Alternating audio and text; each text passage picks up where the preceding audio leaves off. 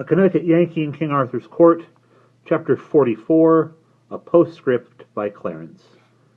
Why, Clarence must write it for him. He proposed that we two get out and see if any help could be accorded the wounded.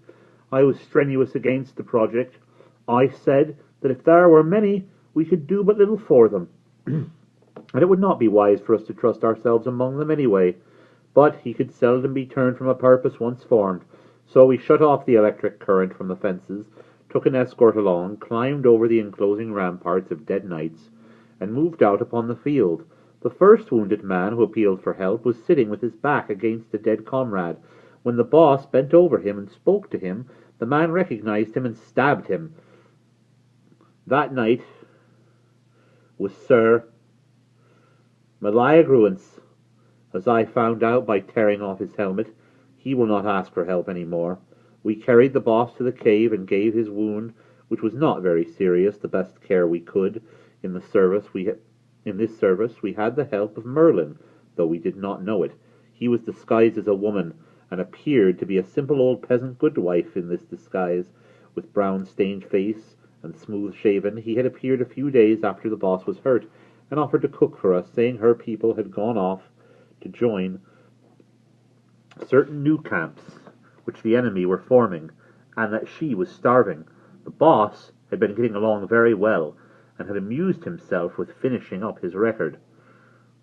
We were glad to have this woman, for we were short-handed. We were in a trap, you see, a trap of our own making. If we stayed where we were, our dead would kill us. If we moved out of our defenses, we should no longer be invincible. We had conquered. In turn, we were conquered. The boss recognized this. We all recognized it. If we could go to one of the new camps and patch up some kind terms with the enemy, yes, but the boss could not go, and neither could I, for I was among the first that were made sick by the poisonous air bred by those dead thousands.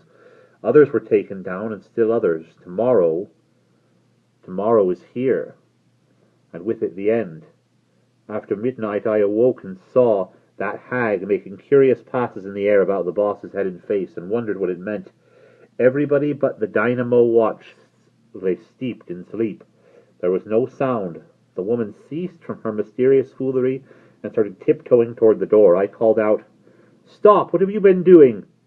She halted and said, with an accent of malicious satisfaction, "Ye were conquerors, ye are conquered. These others are perishing, you also. You shall all die in this place, every one except him. He sleepeth now, and shall sleep 13 centuries.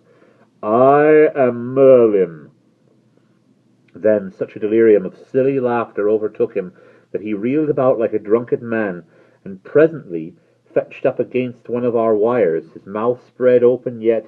Apparently he is still laughing, I suppose. The face will retain that petrified laugh until the corpse turns to dust.